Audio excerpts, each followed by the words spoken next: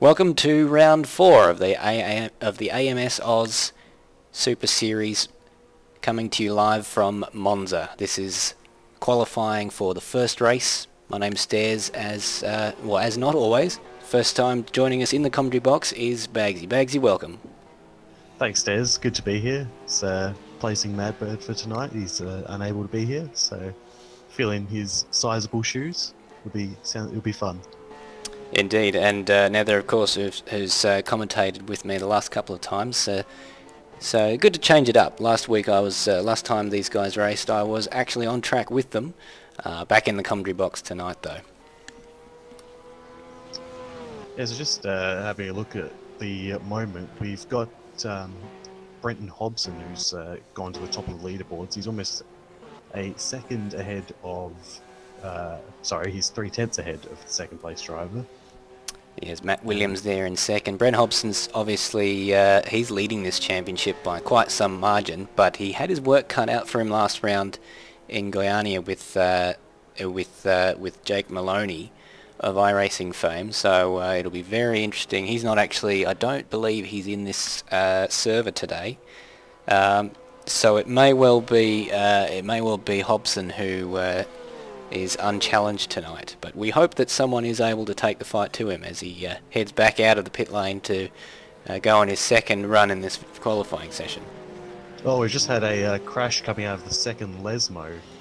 I believe it was... Is that Brian Walsh, possibly? Was it the Bob Jane T-Mart's car? I saw him just recovering to the track. No, that wasn't out of... That was out of Ascari, sorry. It was Greg English. Greg English, it was. Grant English? Grant English, sorry. Yes, that's right. I saw the G and... Yes, in the white, brawn-coloured car. Yes, he's coming back out to have another go. So I was confused. I was thinking, because I had Greg on the mind, because I was thinking of Greg Turra, who topped the times in practice with a 150.87, who's could be the one to beat at the moment. So he's coming up to start a flying lap now.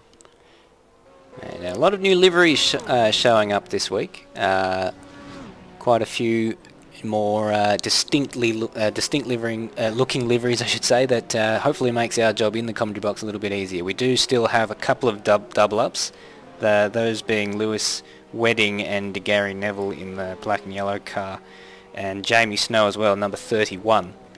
Among others, there's also David Kingshot, Topher and Luke in the same liveries. We've just seen Brock Harvey go off. I missed that. Where was that? At one of the chicanes. So that's put paid to that lap. He's currently sitting in second place. So it looks like we've lost Hobbo from the server momentarily, as Will Devonish has jumped up to first place. Sorry, no, Hobson's been surpassed in first place. I do beg your pardon. Good start to this commentary session tonight. Hobson has dropped down to third while I wasn't looking at the timing screen, so that's actually looking quite promising until Hobson, of course, pulls out something magical. Just saw David Keane have an off down into the second chicane as well, which is ideal for him. He's only put in the one lap and it's about 10 seconds off the pace at the moment. Yeah, he's going out for another go. Sitting down there in 19th, presumably hasn't put together anything clean yet, but we will wait in as he's just getting the blue flags. Actually, I can't. It's one of the ShortShift motorsport cars behind him. It is 88. That's Brent Hobson. So I think he would be on an outlap. I believe he is. Yeah, we've got 3 people who haven't said time yet. Grant English, who had issues on his previous lap, Jamie Snow, who's just started a lap, and Topher, who I believe is on a fast lap at the moment. Well, Brent Hobson actually is on a time lap by the looks of it. We're going to go on board and see how he sees it.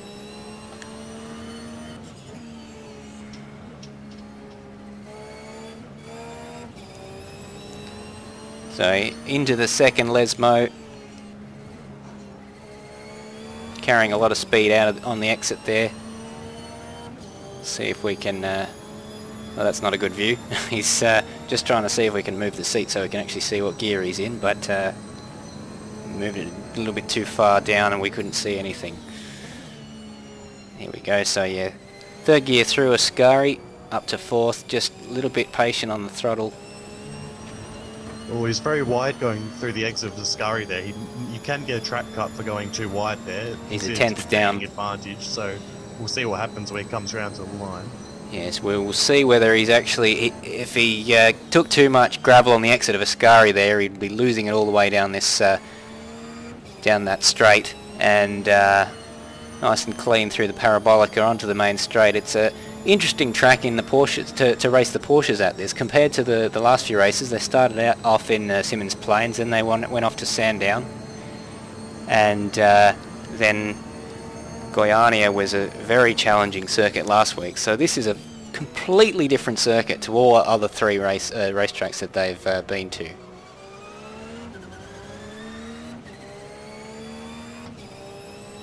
Yeah, very much so. It's a very fast circuit, this one, and it's not it doesn't forgive mistakes, especially in these cars when as we see Baker going off the second chicane there, doesn't quite make it around there. That'll affect his lap time fairly significantly. Now, Bagsy, you've actually visited this racetrack in real life, so you're probably best placed to answer this question. What do you think will be the major factors in the race tonight? What sort of things do you think these drivers need to overcome? The biggest thing is really commitment on this track. If you can get your commitment through, especially the faster chicanes and corners like the Lesmos, and getting on the power early in places like Parabolica, that's what's going to contribute to lowering your lap time. And but then you've got to be careful in the race, because if you push too hard, especially on some of these curves and the chicanes, you'll lose it, and you know, there goes 5-6 positions, especially in a field as stacked as this one. Absolutely. We're actually approaching the tail end of this qualifying session already, just 2.5 minutes remaining, and it's Will Devonish, the man who's 3/10 he's just half a tenth. Actually, that's probably more like most of a tenth ahead of Brock Harvey in second place, as we see Matt Williams recovering to the circuit there. He, incidentally, is it's on a 151.6, so he's not that far behind. It's very close for the top top 5 or so positions. We just had Brenton Hobson go first by 1/10. Brenton Hobson. Oh, goodness. So he's improved. So he's put a lap out there. Yeah, that's very impressive. So I guess that's the interesting thing with it being sort of a normal length circuit for in terms of Formula 1, about 5 kilometres.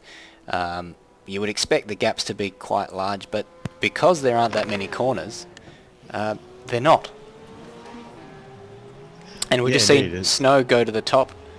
As someone's recovering to the track. That looks like Rambo in the background that Hobson's going by, as we just have a little bit of a server glitch on my end. But if we jump to the man who's just gone into provisional pole position, it's Jamie Snow, and Greg Tara has almost pipped him there, but he's 0.015 of a second down as Jamie Snow just crashes, and he'll want to get out of the server before I think that might have been James coming up behind him.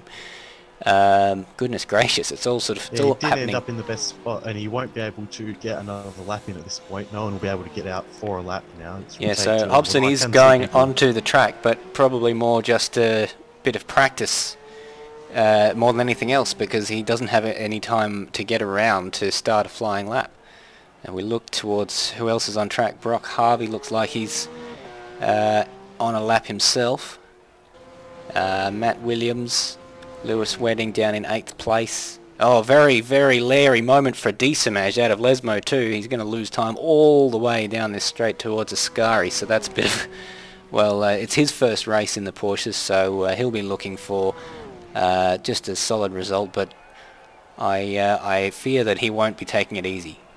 He's just not the kind of guy to drive without hanging the back out, like we've just seen at the back of Ascari. Like just there, he's really pushing it. He's in 9th at the moment. He's less than a second behind first place, but even 3 or 4. Oh no, he must have cut the track there because he's abandoned the lap. Which is unfortunate, because it was looking to be quite a good one. It looks like the battle for pole has been settled there in favour of Snow.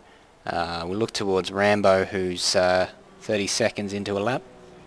Yeah, time has expired now. So did he start that lap before? He's about half a tenth up on his PB, but I assume since we are getting timing from him that he has indeed made it across the line to start this lap.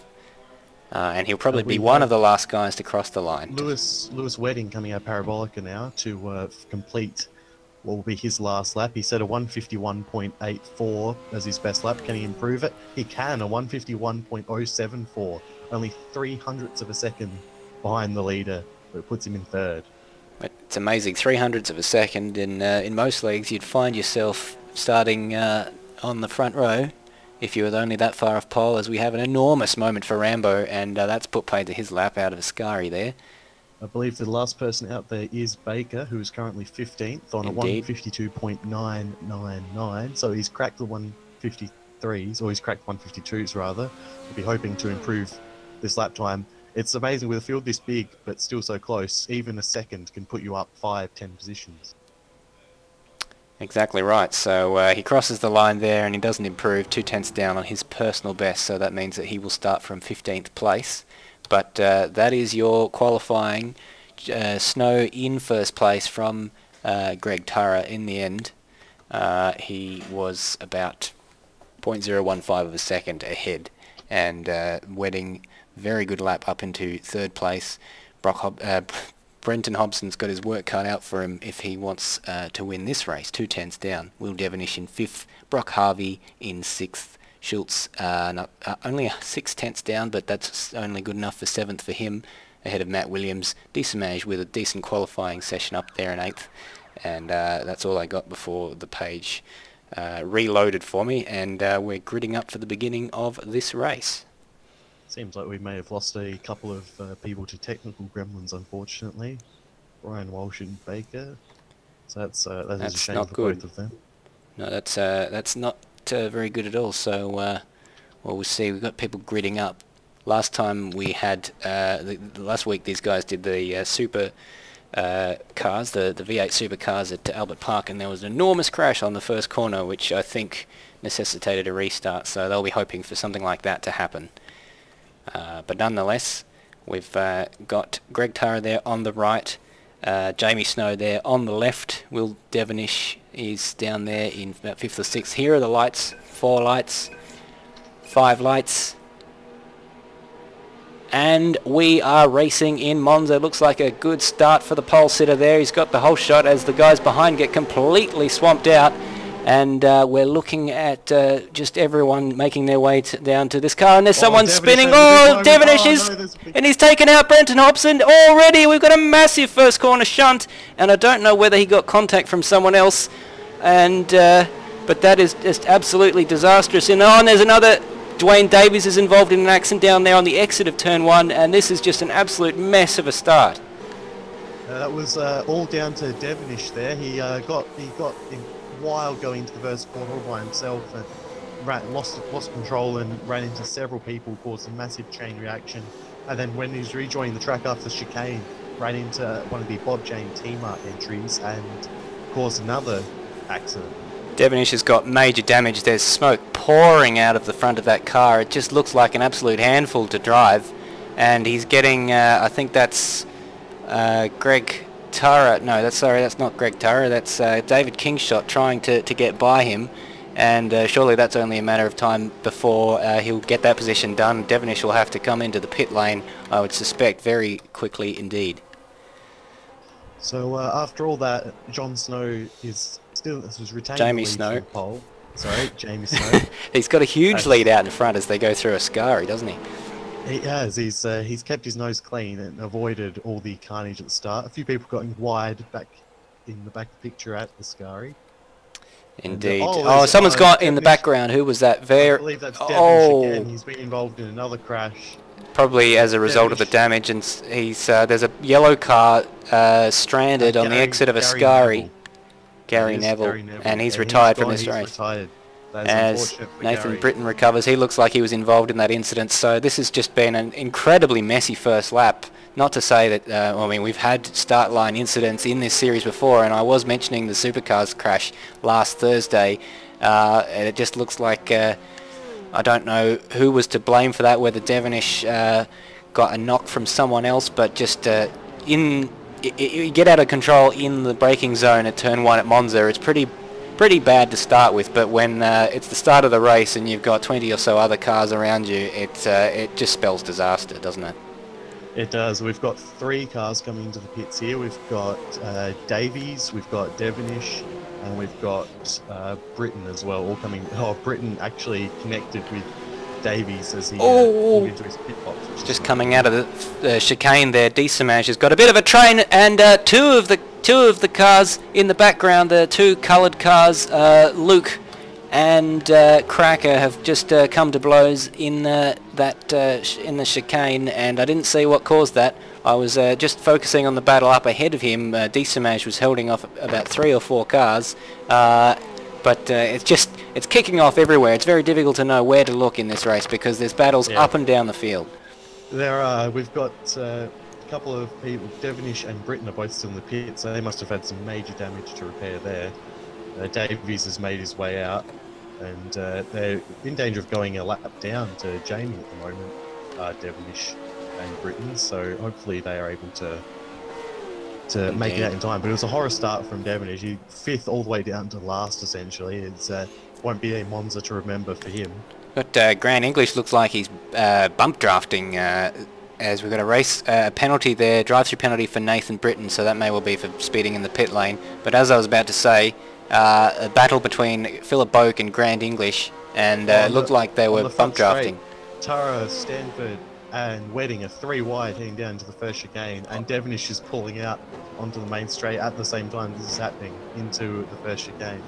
That is the battle for 4th, 5th and 6th, I believe. I think it's 3rd, 4th and 3rd, 5th, 4th and 5th, I beg your pardon.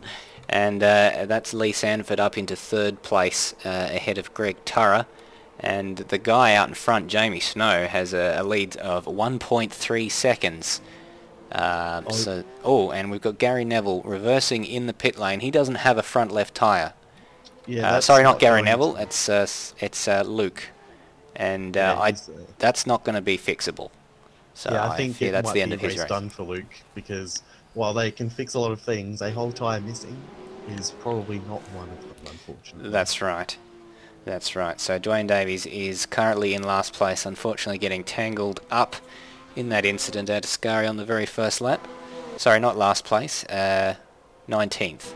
We've still got 21 cars in this race, Will Devonish being the last man on the racetrack, with Jamie Snow leading by a second. Oh, there's been another, what can only be described as a Devonish-caused incident. He's a lap down now and ahead of a gaggle of cars from 6th backwards, and it's unfortunately he being a bit slower has caused the pack to back up, and a bit of a concertina effect has spun someone out. Well, we got Rambo being overtaken there by Grant English. There was a little bit of a biffo into the Parabolica, as we just saw Matt Williams in the background there having an accident at Ascari, and it looks like he has damage as well. So it's just a lot of regulars getting pretty bad starts and getting involved in a lot of incidents. So it really is one of those events where I think that this is the type of thing that happens on simple tracks.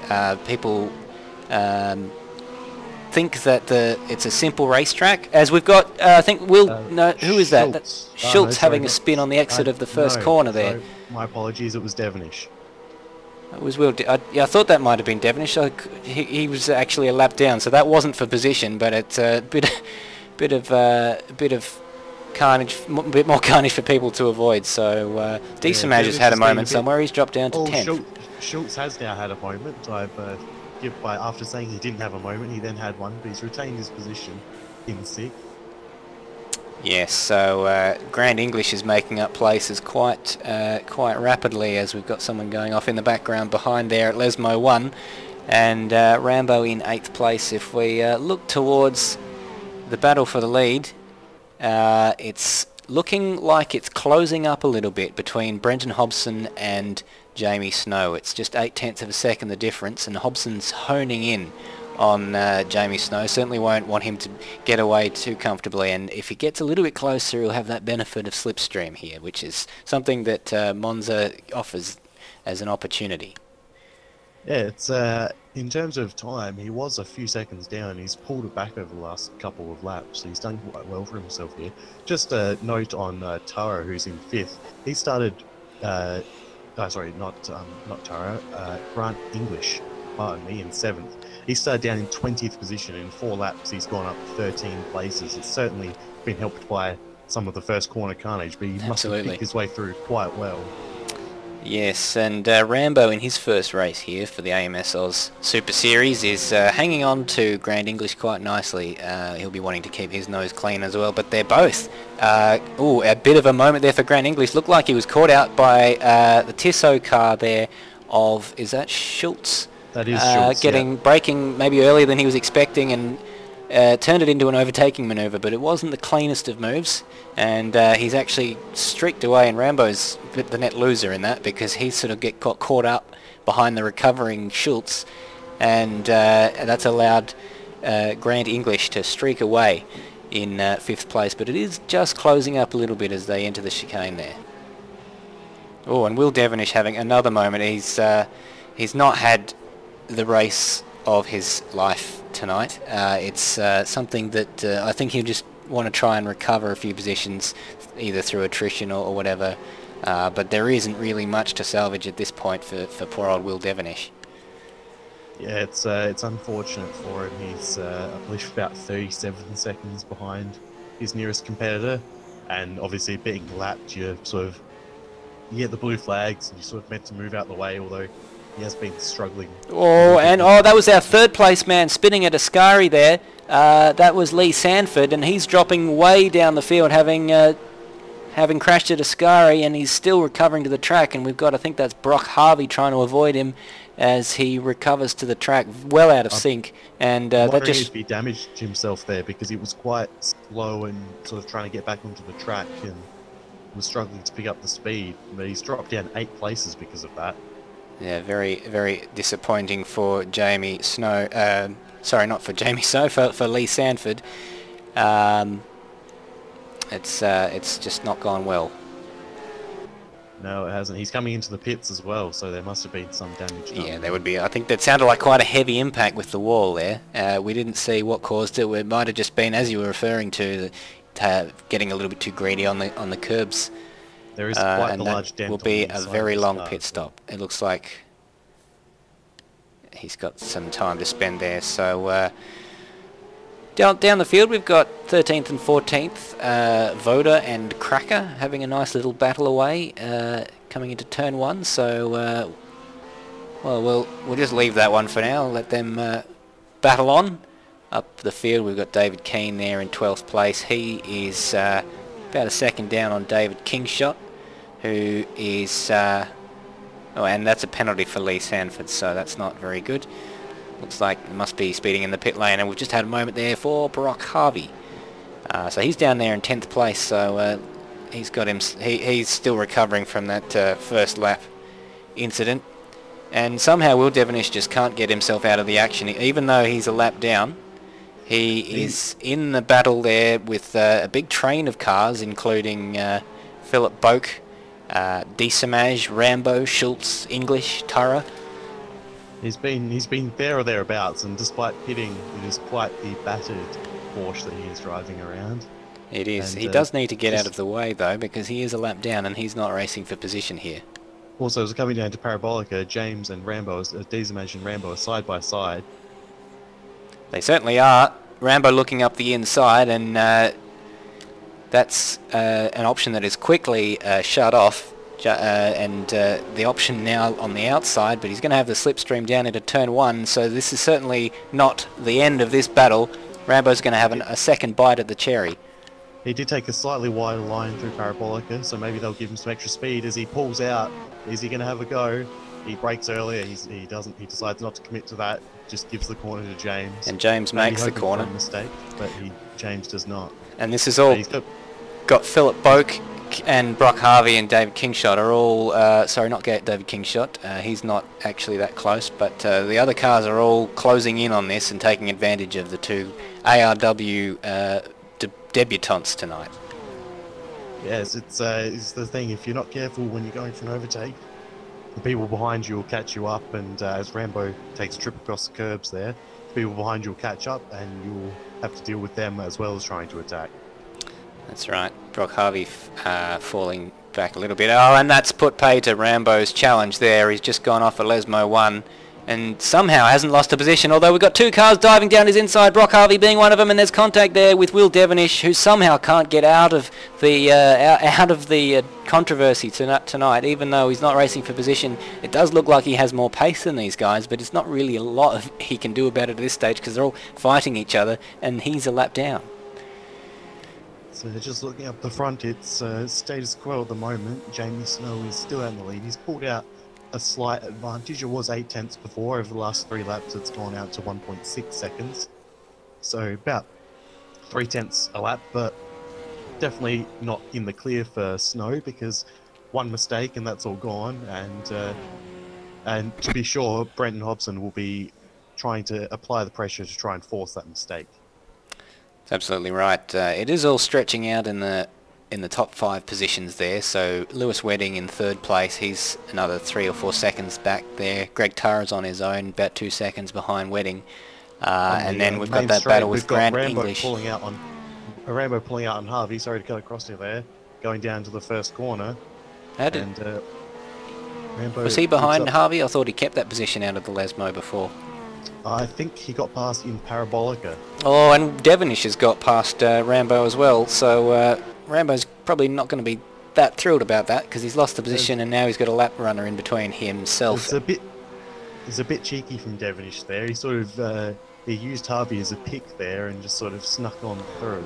So, but Rambo will make short work of him by the looks of it. Yes, he's made it, but he's gone onto the curbs there as a result and had a bit of a leery moment out of the chicane, so that's not ideal because he's had to go offline to make that pass and he's lost the position again as a result of going deep. As we've got Bob Jane T-Mark car spinning in the background, that is a lapped runner. I can't... There's Nathan Britton. There's Nathan Britton, so he's not had an ideal time of it himself. So looking up, the battle for 5th place is hotting up really. It's hotting up quite nicely actually. Grant English in 5th place, followed by Schultz in 6th place in the Tissot car. So that is the highest, closest battle we have to look at right at this stage of the race. I do quite like the look of that Tissot car. It's quite a nice livery, although he has gone wide into Parabolica. Oh, and that's put paid to that. And we've got someone else off at the Parabolica too, I believe. It is who is one of the blue cars. We've actually got 3 of those tonight. So he was a lap down, I think, and he's now missing a wing. So he will have to come to the pits. He's crashed again. I can't see. That is Topher. Oh, he's spun trying to get into the pit lane. Yep, that's not ideal. That's not what you want.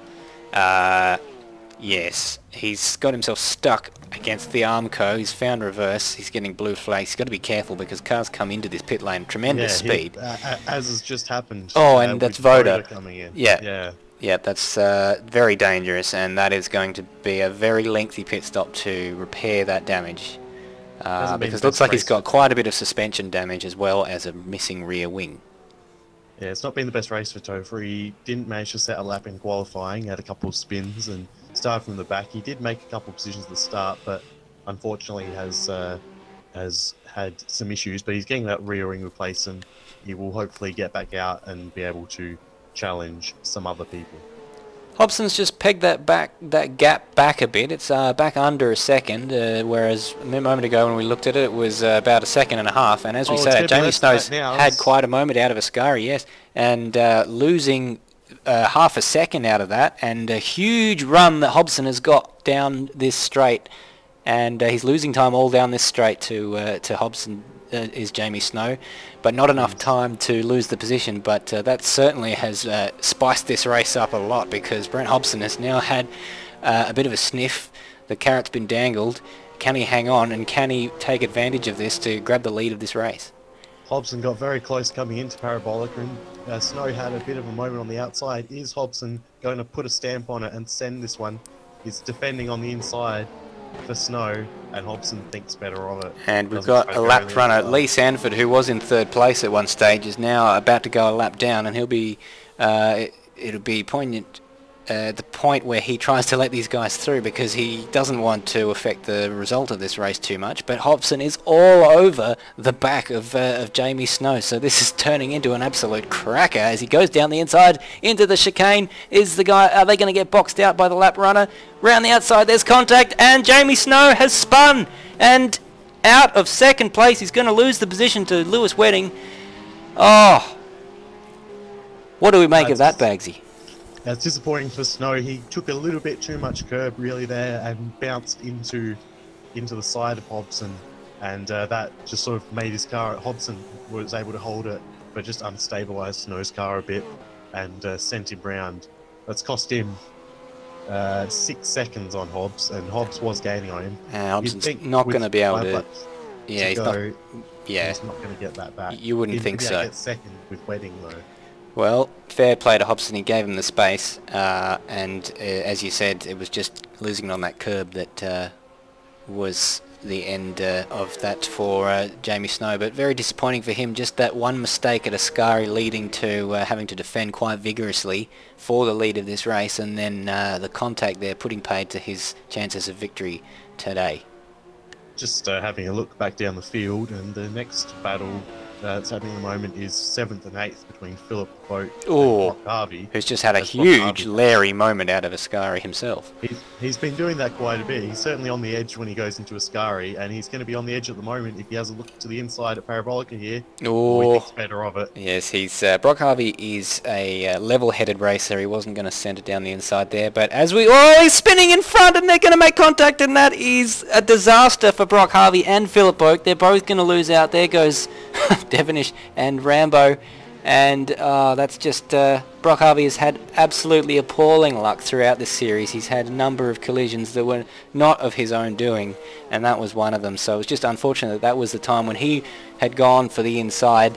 The guy who's battling got wide on the marbles on the outside of Parabolica and just lost the back end, spun into Brock Harvey. So hey, that's him back to 10th, lose three positions out of that.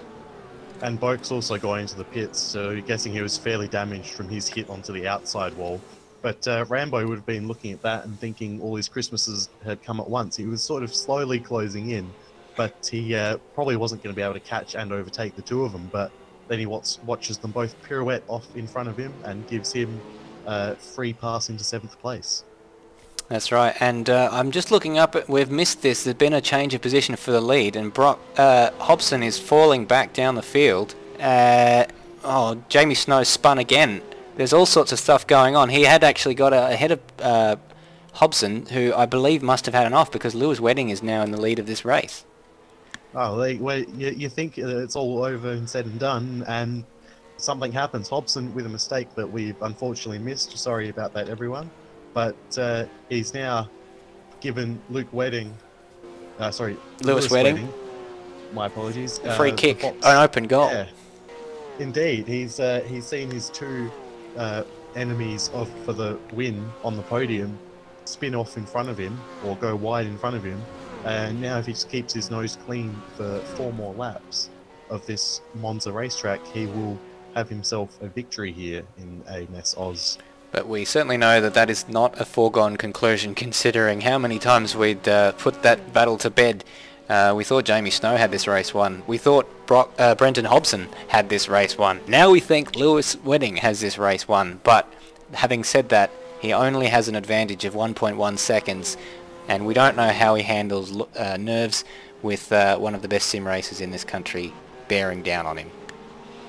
Indeed, and Snow, after being in contention for the win, may have some pressure coming from Grant English behind him, who's up 16 places from his starting position of 20th. He's looking at a podium now, which would be an incredible effort if he can manage it. And it's also, these spins from the front runners have brought other people like Schultz and D-Smash back into the contention for a podium or a win if there's still issues for the front runners. That's right, D-Smash has had a reasonably clean run of things. So it's something that we saw him have a few moments early on in the race, but since the race has settled down into a bit of a rhythm, he's been pretty consistently there. And, oh no, someone that's broke into the wall at Ascari, so that's another position that they're all going to make up. Oh, sorry, no, he was no, he was already behind. runner. I beg your pardon, I beg your pardon. That was the incident he had with Brock, so he's had another incident. Stay in the pits, no, he had a yep. Oh, and Rambo spinning at Ascari, and Devonish avoids that one. Very good, so Rambo's got to be careful about his rejoin. There is someone coming up behind him, and he stays off the racing line sensibly, so he's going to drop down. Now that the cars are...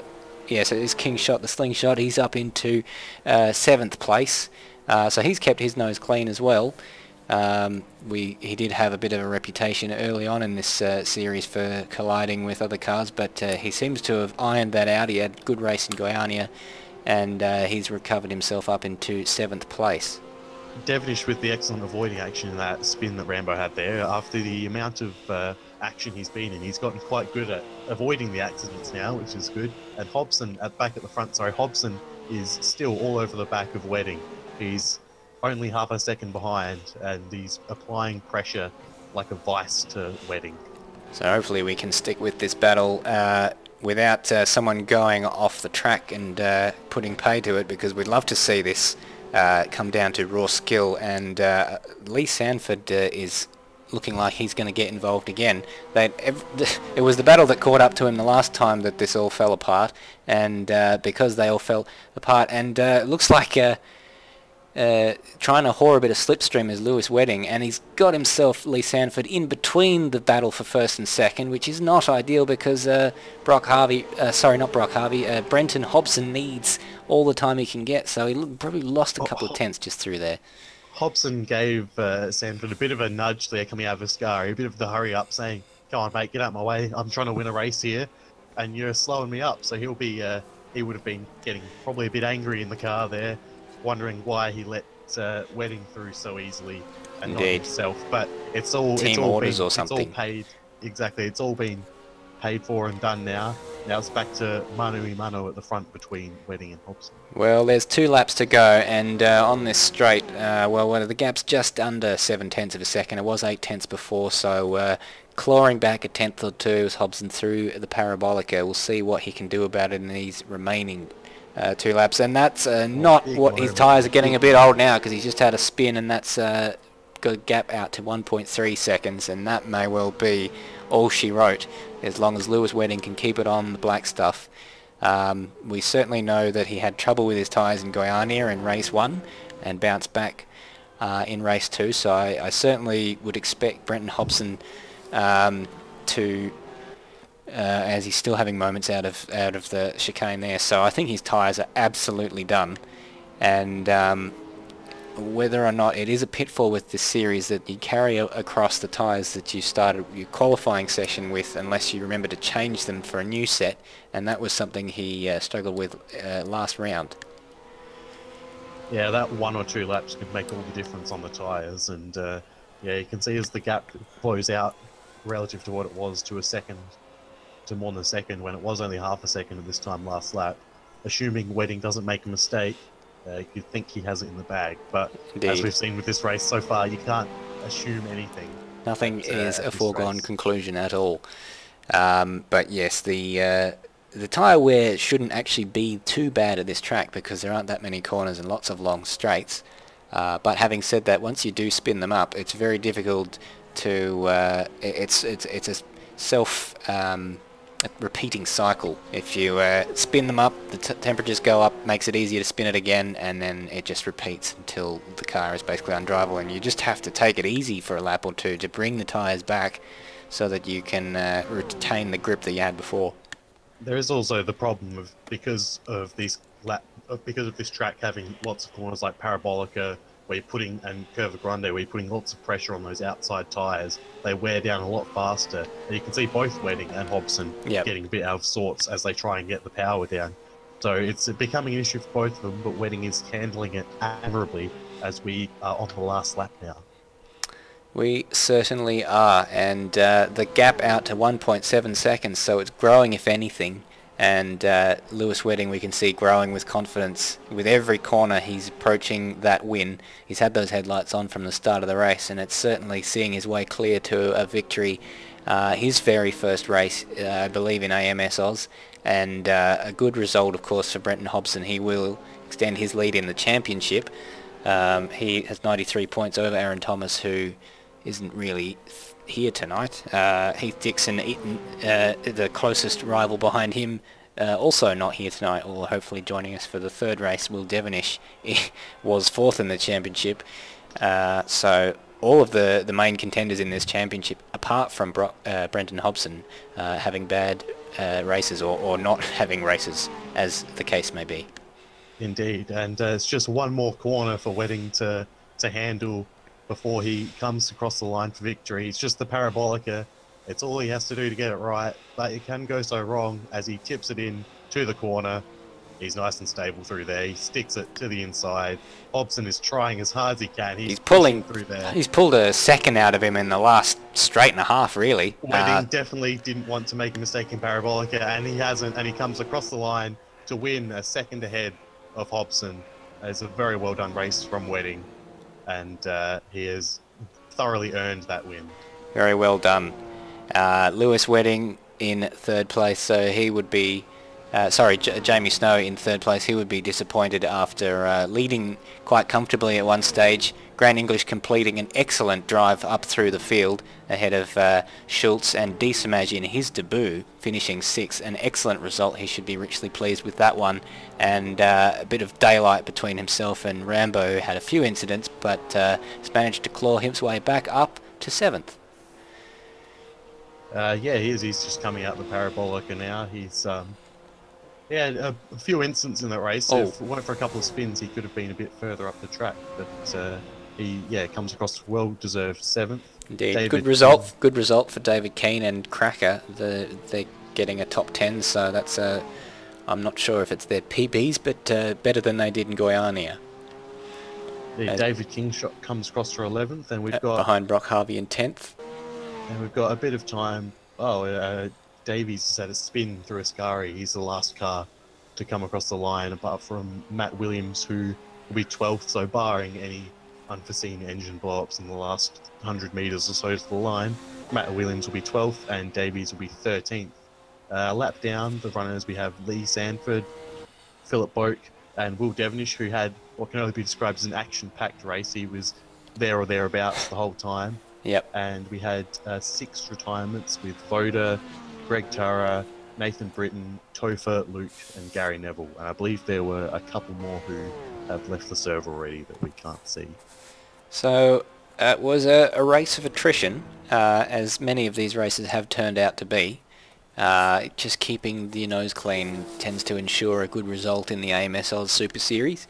But having said that, we had quite some new unseen talent that we haven't witnessed before up at the top of this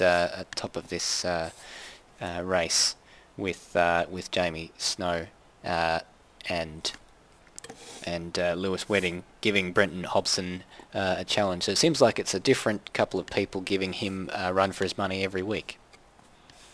Yeah, it's good. Hopefully we can have several people all at once who are able to compete for these victories. Also, we just had a look that we had Brock Harvey, who had an incident at the start, which meant the whole race he had damaged steering, and he managed to pull a 10th out from that, which is quite good.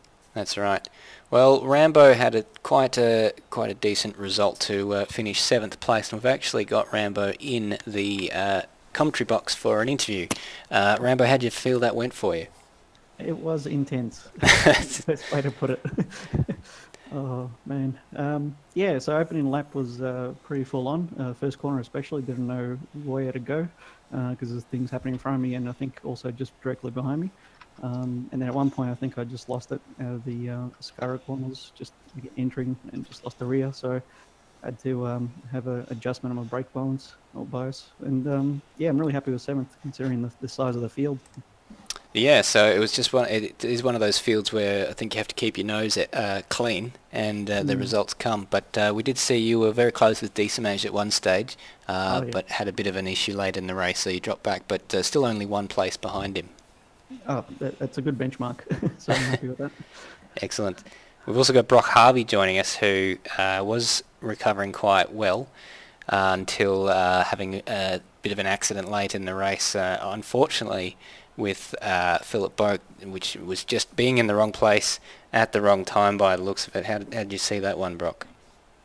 Had a bit of that race. I think Will had an accident at the start of the race, and he drove into the side of me going into the first chicane, and that kind of knackered the steering. And I was kind of just plodding along, really, just trying to keep clean, and then had a run on Boki, and it looks like Boki got loose on the marbles, and he had no control of that, and just slid in front of us, which bent the car a little bit more. And then after that, we were just trying to keep it straight because it was crabbing all over the place. But that's right. All good. Yeah, we certainly had our work cut out for us at the start of that race, because it was just you didn't know where to look. And yes, unfortunately, Devonish had probably a race to forget for himself. Yeah, I was looking for him throughout the race because he was really quick. He's been quick in practice and quick in quali, so he was certainly a contender in this race. So a bit unlucky at the start. I think he got a tap, and that made him spin. Then he hit me, and then everybody hit me. That's what it looked like. So, well, best of luck for the second race. Hopefully, Devonish himself, if he's got the speed, can keep it clean himself as well for a good result in the second race. So that's the good thing about this. Everyone gets a second chance. Yeah, fingers crossed. We need a good result. So that's for ourselves as well. So hopefully we can have a strong quality again, and be up the front and be a little bit cleaner this time around. See how we go. Excellent. Well, thank you very much, Rambo and Brock, for joining us. Thanks, mate. And then again, best of luck for the second race. Can I just say g'day to the guys at High Voltage Go-Karts, who's my sponsor for this race. So, hey guys. Hey guys. Thanks, mate. Thank you very much, Rambo. Cheers. And Brock Harvey of the ShortShift Motorsport podcast. Thanks, mate. So we're just waiting to get qualifying underway for the second race, which will be underway shortly. How do you see it panning out after we've got a chance to... Everyone's sort of shown what their pace is in that first race, and learned a thing or two, hopefully. We hopefully get maybe a bit more battling and a little less accidents in this second race. Yeah, hopefully. That's the thing, though, is that it's the second race, it's a new qualifying session, the slate is wiped clean, so really anything can happen. Some of the people who may have had worse qualifyings, people like Cracker, Boak, Britton, Rambo, they were put down in 12th, 13th, 14th, but now they've had an actual race session and they're going to have another shot qualifying. You might see them a little bit further up because, the faster you go, the smaller your returns are on, being able to improve your lap time. Those people who are a bit further down, who had a bit of practice, a bit of racing, they might be able to put in some better times that'll put them further up the grid, and that can spice things up a bit, perhaps with a different top three. Exactly. Well, we saw Grant English have his excellent recovery from the back of the grid, so you'd expect him to qualify a bit better than he did in the first race, now that he's got his eye and knows the track quite well. And if he can start from higher up position, who knows what he's able to achieve. Indeed, we've had a couple of people not here for the second race, but we've also had a couple of new people in. We've got Heath Dixon, who has just joined. He was not a feature in the first race, and also Johnny Kay, who is has also joined. Johnny Kay is always good for top 10 or so.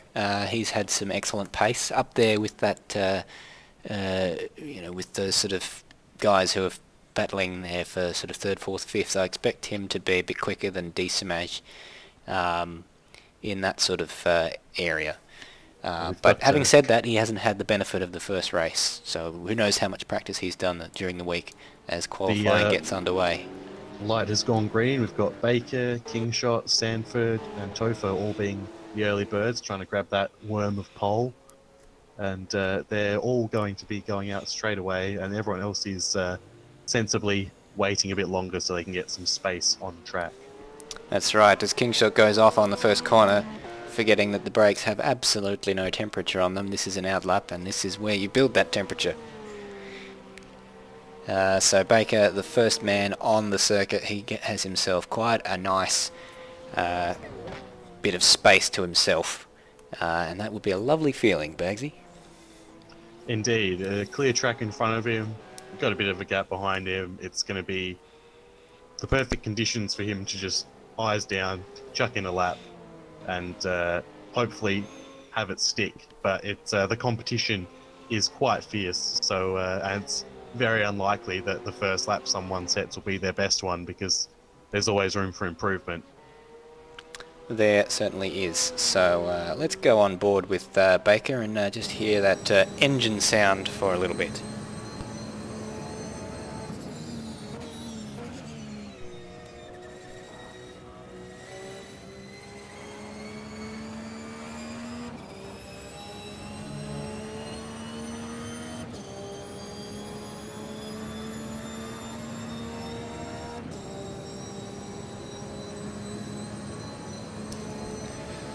So that boxer powering Baker down to the Parabolica to start his first flying lap of this qualifying session. So he'll want to get himself a nice launch off the Parabolica, and that is exactly what he does.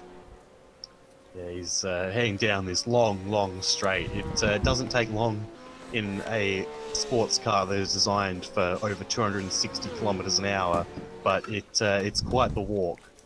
And he comes down, he's braking, he's got James on the inside into the first chicane. Is that James, or has he got in a different car from last week? From last round? I'm not sure. I believe he might have, yes. The magenta colour. He was in the paintball coloured car before. I believe so, yes. Alright, so we'll... Keeping the commentators on his toes is James, or Decimage, as he will show up as on the timing screens. But Baker always looks like it's a clean qualifying lap for him, but doesn't, unfortunately, sometimes give him the time that he might be after. And we saw just in the background of that shot, David Kingshot having a huge moment on those massive great big curbs on the exit of the first chicane. Yes, indeed. It's good. It's a bit dangerous if you get on those curbs a bit too much. And got Baker heading down towards the Ascari chicane. He will be the first person to go through and set a time. Indeed, that will be the benchmark. Not using all of the track on the entry to Ascari there, but keeping it clean, and he'll want to get that throttle floored as soon as he possibly can. But very nice and clean. Everyone's got the much fresher tyres than they had before, so they'll might not be used to the grip after finishing the race on those 15-lap old, at best, tyres from the race. Indeed, we've got some people warming their tyres in the background. You don't want to warm too much, because when they're cooked in this car, they stay cooked. As Baker comes to the line to post the first time of the session. And across the line in a 54.6, that is our benchmark as we look towards the cars behind him. And David Kingshot a 10.5 behind. Second place there, Topher's coming across the line, and he has managed to surpass by a 10.5 Baker's time to go into provisional pole, and that is the 3 times that we've got so far. Yeah, they're all certainly going to be improved on. Although Topher didn't set a time in the last session, both Baker and Kingshot did. Baker set a 152.999. and Kingshot set a 153.9. So they've both got the ability to improve. And it looks like Hobson has had a spin on his flying lap, so that won't be helpful for him. Schultz in the Tissot car has gone top, so he's found a full 2 seconds from Topher's best effort. It's 52.5. And we've got Brenton Hobson recovering to the track on the chicane. First chicane. Yeah, he was trying to push on his first lap and did not quite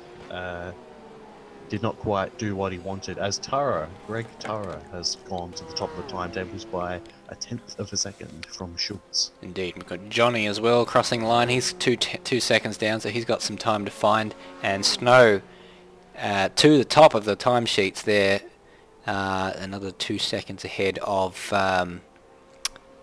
Johnny. So that's quite a margin there, but about 2/10 up on Greg Turra. Yeah, so we've got the time starting to shake out. Pretty much everyone out on track at the moment. There's only 3 or 4 who are still in the pits.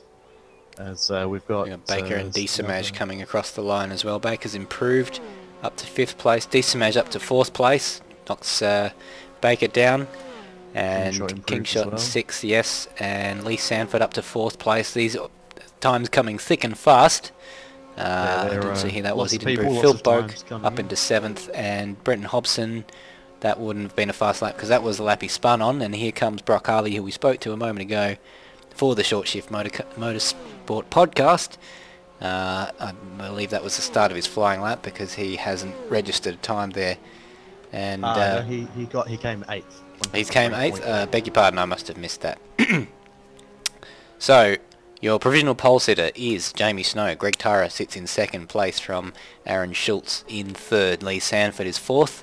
Desamaj will be happy with 5th, but if he finds a 10th or 2, if he finds 6/10, he'll be able to get up into 4th, but he sits above Cracker by only a 1/10 of a second, who is just starting another lap. He hasn't improved on that particular occasion, I believe.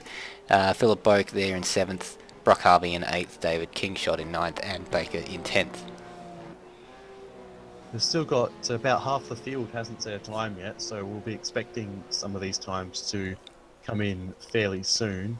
Some of them are still in the pits, so I believe the next person who will be setting a time is Wedding, who goes to the top by 0.06 of a second. Oh, that is very tight. So Lewis Wedding, very confident after his win, and Desamaj is up on his personal best as he comes around the Parabolica, so it looks like he is going to improve, but he's got a lot of time he needs to find if he's going to find even one position, because that is quite a substantial gap between himself and 5th place. But across the line he's dropped to 7th, and he's back up to 5th with that.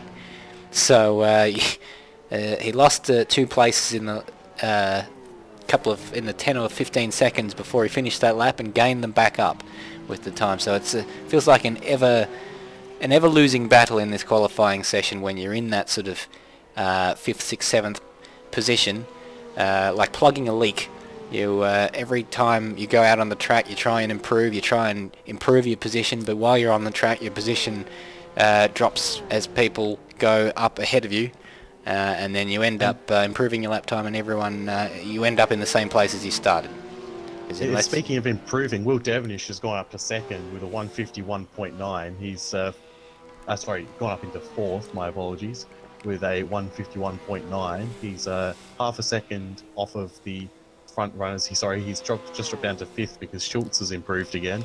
It's hard to keep track of all these times. It is. It's a 15-minute qualifying session. Everyone's just trying to fire them in as fast as they can. Indeed. But it's very close at the top between Wedding and Hobson. Well, Devonish was in the race for several laps. Devonish on the first sector has found 2/10 up on his best, so there's more to come for him. But he's had an enormous moment on the chicane, and I don't know whether I think he's backed out of it actually. He may well have got a corner cut, because it looked like he jumped those curbs quite significantly and hasn't used all of the track on the exit of Lesmo. So I'm wondering if he's just trying to keep those tyres in a condition where he can push again for the next lap.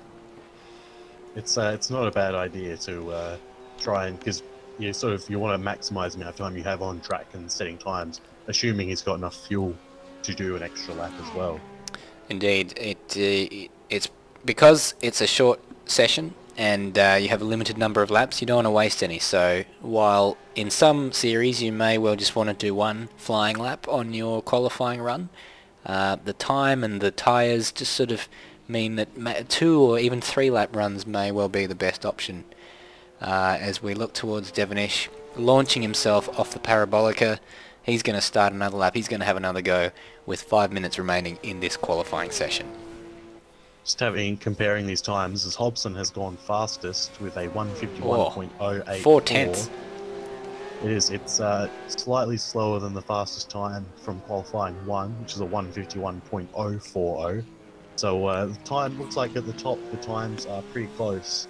Snow, who that was on pole for the last race, is about 7/10 off of his time he set in the initial one. So you know there's definitely time there, and he's actually coming out of Parabolica, I believe, to set a lap time, and he is currently faster than his fastest lap. So this could be a shot straight to pole for Jamie Snow if he's done the last sector well.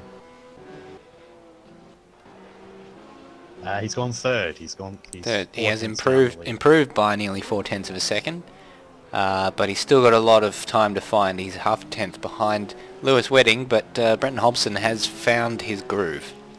Whatever Snow found on that lap, he'll have to find it again to have a chance at pole. That's right. So, melting his aspirations.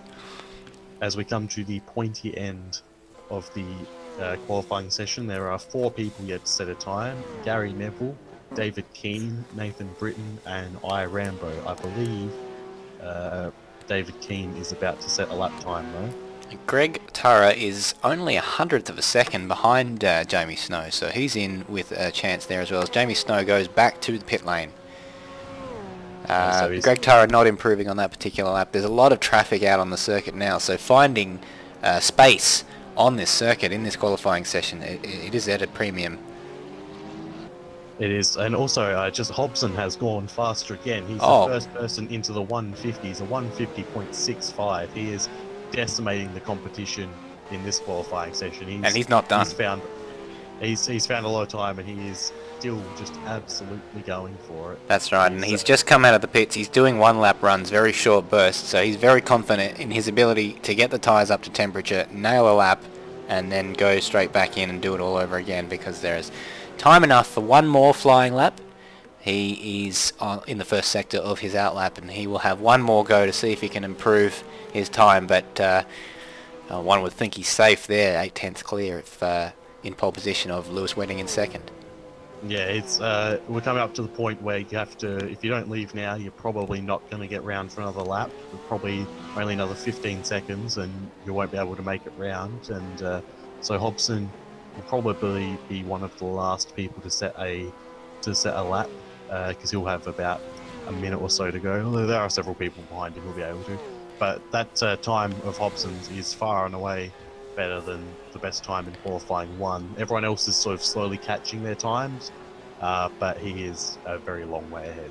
And there's all sorts of incidents and carnage going on ahead of Lewis Wedding, who's trying to improve. He's a 10th up on his PB into Ascari, but he needs a lot more than that. He's not going to find 6 or 7/10 of a second in the final sector, because there's really only 1 corner.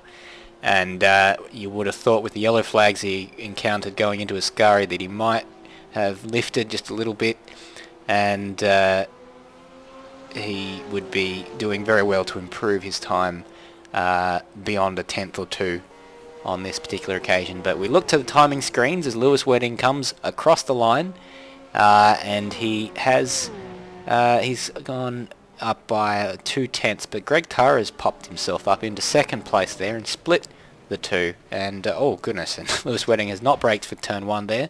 He'll be returning to the pits. His qualifying session is done. Our current provisional pole leader, Brenton Hobson, is starting his final flying lap. Oh, and he's gone too deep into the first corner, so his time, so he's done it. Of 150.6 will stand as his best time for this session.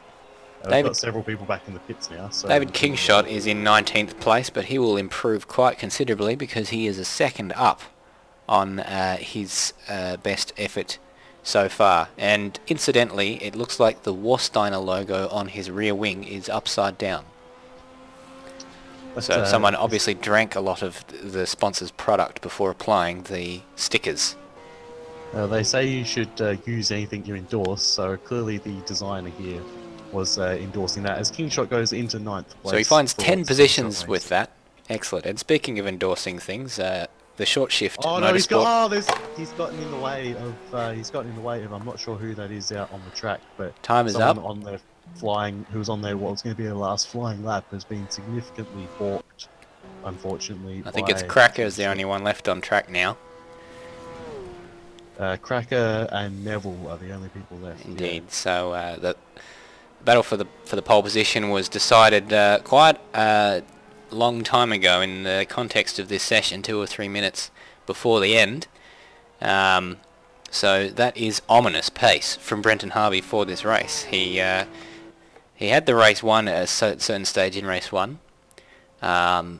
I'm not going to say it's a foregone conclusion in race 2, because we saw that Wedding and Snow especially had consistent pace, but just little mistakes costing them. But Lewis Wedding was the one who ended up victorious in that race. Cracker is coming across to do his final lap, and he doesn't improve his time. So the only person left on track is Gary Neville, who is coming across the line to finish his flying lap. I think he improved his time, but not his position actually. My apologies. PB, I think the Delta had him up by half a second or so.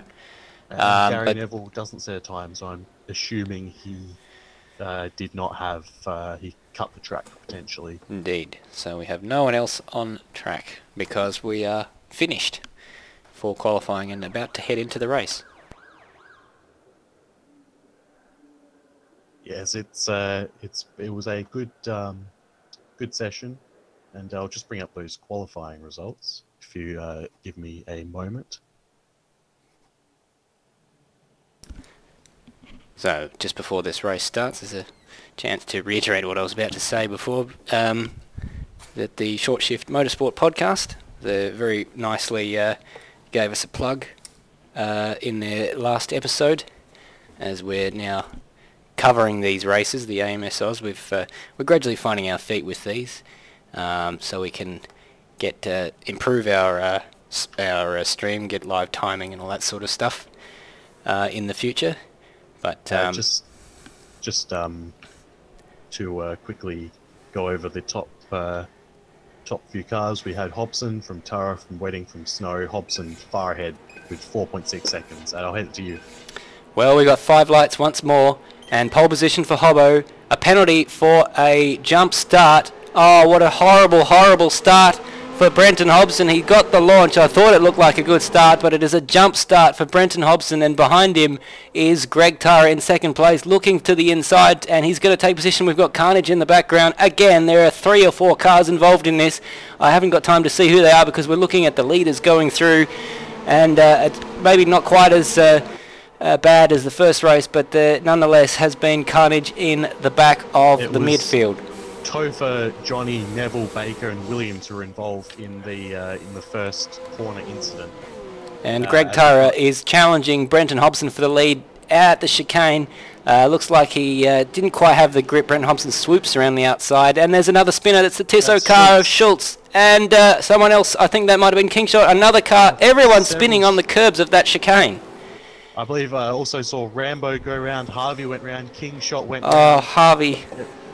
It's not been good for several people back there. Oh, it's got Walsh around. There's been a massive crash out of Lesmo 1 into Lesmo 2.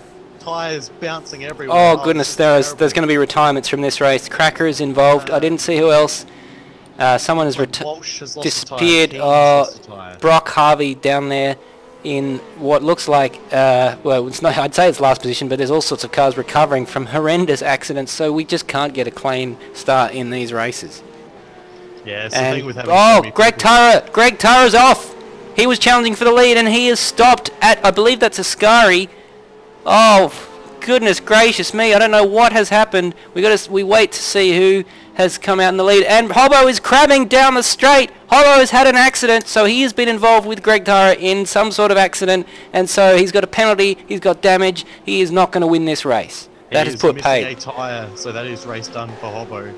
I believe he might have been involved in the incidents that happened at Lesmos, because there were several tyres bouncing around up there. Oh dear. It was hard to keep track. And he's got a drive-through penalty as well.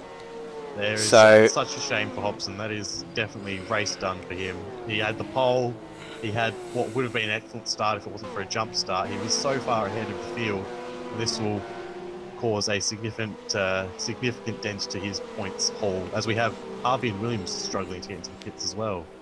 With severe damage on their cars. But what a opening lap stint. Yeah, I just wasn't expecting that. That was incredible. We've got a battle here for second place. By the way, Jamie Snow is the leader. He leads the race from Lewis Wedding by 1.2 seconds.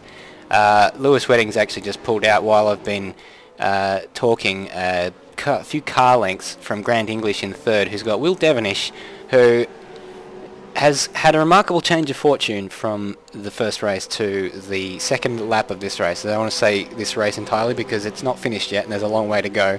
But he's... Oh, and looks like Grant English wasn't looking where he was going there, just driven onto the grass. Looks like he was texting and driving there, but yeah, it's certainly a change of fortunes. From Devonish being the main instigator in the big first lap incident last race, he's become the winner from this one. He's jumped up a position at the start from where he goes. Brock Harvey's got a penalty. Has got another That's penalty. Probably... Oh, goodness. So that's been an absolute disaster for the short shift motorsport cars. A penalty immediately for for Brenton Hobson off the line, getting a jump start, then getting involved in an incident with Greg Turra, which unfortunately we didn't get to see, so hopefully we'll get to talk to someone who was involved and saw what happened after the race. But then we had Brock Harvey getting involved in that first lap incident. Sorry to cut across you, but we've got English and Devonish going down to the first corner. They're battling over the last podium position. Sorry. The first of the last podium positions, indeed, and Grant English retains third position, but how much longer? He's got alongside Will Devonish as Brock Harvey, again, with two wheels on the grass, he's going to lose a bit of traction, and Will Devonish swoops around the outside, doesn't give Grant English much room at all around Curva Grande, and he's got the position done. He'll need to defend into the chicane to keep that position, or maybe not actually. He's got the confidence under braking, and streaks away towards Lesmo 1. As in front of them, we've got Snow and Wedding fighting into Lesmo 1. Oh, the two yellow and black cars, the two guest cars, these guys, taking AMS Oz. They're completely in control of AMS Oz right now, the yellow and black cars, battling each other, unfortunately, both in exactly the same car, but we can tell you that Lewis Wedding is the leader of this race, so Jamie Snow has relinquished first place. That's a change of position for the lead. Just to confirm, Hobson has retired. That is unfortunate for Brenton Hobson. He is confirmed as a retirement. Him and Keane both lost wheels on the opening lap and have not been able to continue. Murray Walker has reiterated in several times through his career as the wheels are very important on a racing car, and that is very true, very difficult to argue with. All four, in fact. Yes, it's the sort of racing where all four wheels are definitely an advantage, which arguably is most forms of racing. As opposed... Well, I think Reliant Robin Racing is probably the only class that I can think of off the top of my head where all four wheels are not necessary, or in fact legal, as it were. But Lewis Wedding has stretched out to about 4/10 of a second lead. Will Devonish is clear of Grant English there in fourth place. So set the fastest lap. That's been immediately eclipsed by Schultz in 8th, he was one of the spinners at the second chicane on the first lap, so he's trying to recover back from where he was. He started in 5th, so he dropped back a bit with that spin. Indeed.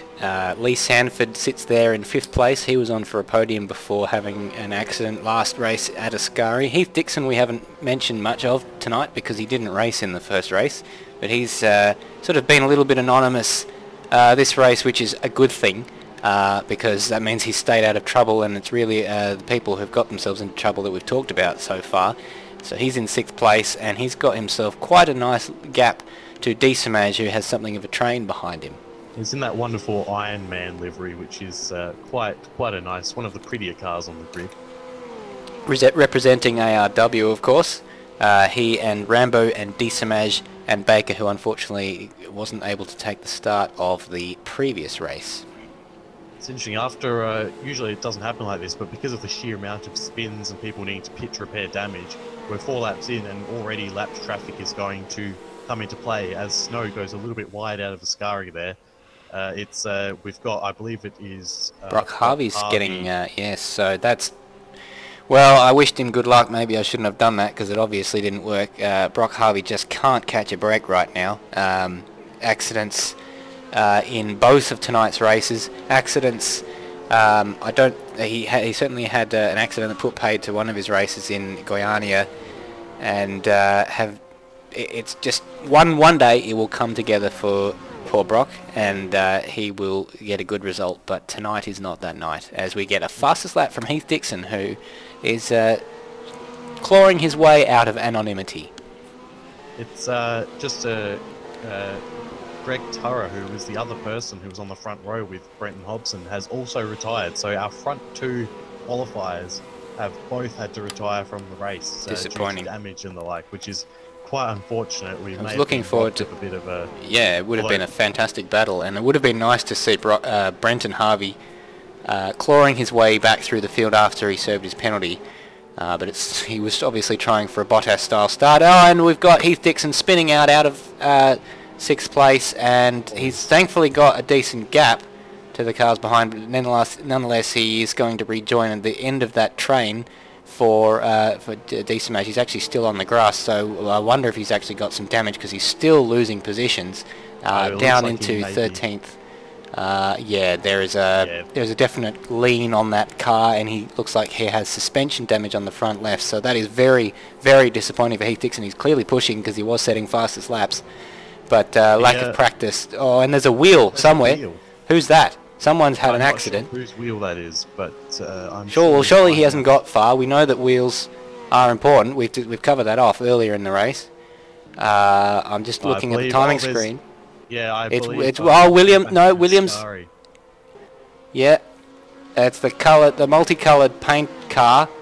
It's Luke, who has lost his wheel, and he is out of. And someone else involved in that. I think it was Matt Williams. I didn't see where that happened. Separate incident. Separate incident. Maybe avoiding action, as we see Heath in the background on the outside of Ascari recovering. So, oh, it's all kicking off. It's all kicking off. Grant English has just set the fastest lap. So this is a very competitive race, because all sorts of people are setting fastest laps. So the guys out of the front aren't actually. Heath has parked it, unfortunately. Indeed. He is. It was the thing is his spin didn't even do damage. He got as he was trying to spin back. We got Britain just making up the 7th place. Sorry to cut across you there. He's made up 6th place on Decimage, relegating Decimage Town to 7th place.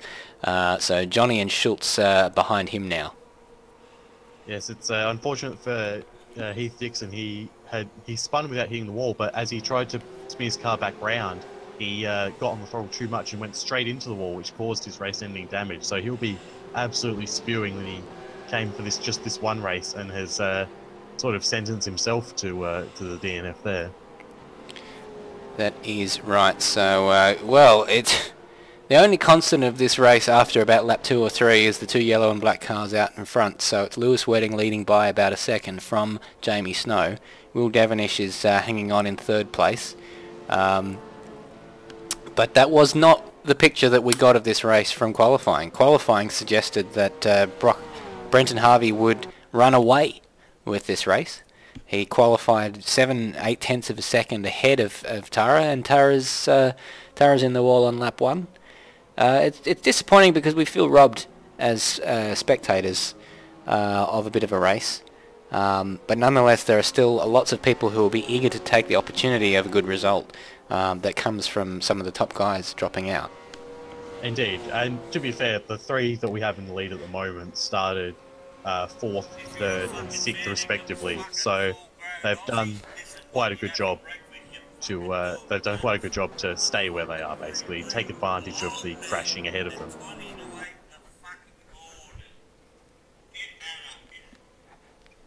Beg my pardon. That was my phone. So lap 7. So halfway through this race, we have half of the race remaining. Will Devonish. There's a big gaggle back at 7th, 8th and 9th between Johnny, Schultz and Boak, who are all battling for 7th, approximately 30 seconds behind the leaders. Yes, it's amazing how much time you lose in such a short time when you're battling. But Johnny's got his work cut out to keep Schultz behind him. The Schultz, we know, has pace. He just hasn't had a clean race of it there.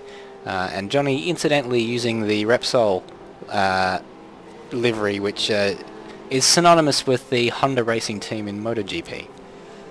Indeed, it's quite the nice livery, that one. But yeah, Johnny's doing quite well considering he wasn't in the first race and didn't have practice, so he's just jumped straight into qualifying. He's done quite well to put it. He put it in on 14th actually, which doesn't sound impressive, but it is when you consider that was his first run around the track in this car, and yeah, has now jumped up to 7th, so he's up to 7 positions, which is very impressive.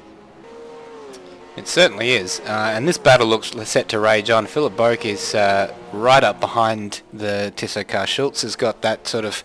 he's going to have that thought in his mind of, I've got to make this move quickly, or I'm going to get overtaken myself, as he has a look down the inside at Parabolica, but Johnny closes that option off for him, and we saw what happened with Brock Harvey. And oh, a little bit wide for Johnny there onto the marbles. That I was just thinking about that moment in the previous race that Philip Boak will remember all too well, getting out onto the marbles and colliding with the car on the inside, which in the previous race was Brock Harvey, as Johnny defends and then moves back onto the racing line to take his racing line for the braking zone, and that's put Schultz under pressure from Boak. So this is all sort of cat and mouse games right now. Indeed it is. We saw that Schultz probably did himself disservice going into Parabolica. He took a tighter line like he was going to try for the overtake, but all it really did was slow him down, unfortunately. It means he didn't have the run off Parabolica that he could have, as Harvey gets out the way of the cars who are lapping him. Yes, so a night to forget for Brock Harvey. He will, of course, move on and just try and bring home something. We've seen how many people have dropped out of this race so far. As we see, Heath Dixon is actually now playing Battle Unknown. Missed it. He's playing something else anyway. They saw the toast come up. Player Unknown's Battleground. Player Unknown Battleground. He hasn't stuck around. He's moved on. He hasn't stuck around the track to watch the end of this race. He's well and truly gone. As back down the field, 10th and 11th, the two ARW drivers, Baker and Rambo, are having a ding-dong battle as Rambo is trying to overtake him into Ascari. And he's got the job done by the looks of it. On the inside, through, and that's a very, very clean move for Rambo. Very well done indeed. Yeah, he's had a better run off Ascari and managed to make that... Into Ascari, sorry. So, yeah, into Ascari, my apologies, out of the Lesmos. As, Boak has gone around... Oh, no, at the same spot? At the same spot, but I believe it was because Britain has slowed down quite massively in Parabolica. I'm not sure why, but... That's disappointing. Britain was up ahead of D-Smash. It stunned everyone else, so I'm guessing he must have had a spin then. And it's caused a bit of carnage back there, but everyone's managed to get through okay. And Boak has the Bob Jane T-Mart's car there, the number 77 of Britain, just coming up the inside, and Boak gives him maybe just a little bit of a car's length. We've got cars spinning out everywhere. Dwayne Davies having a moment. Britain is back on Boak. He's got the inside. Side by side through Curva Grande. This is excellent racing. We've got a penalty for Lee Sanford. So, well, you know, that's probably a penalty. That's probably for speeding in the pit lane. So he was already well down. But Boak is back behind the Bob Jane T-Mart's car into the chicane, and that battle looks set to rage on. We've got Dwayne Davies catching up to Brock Harvey. He's a lap down, of course. So we've got a lot of cars on track, some of them not for position, some of them obviously are for position, and they will be fighting tooth and nail for those positions.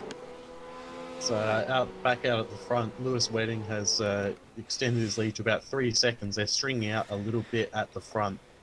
It's 3 seconds from Wedding to Snow, and then another 3 basically back to Devonish.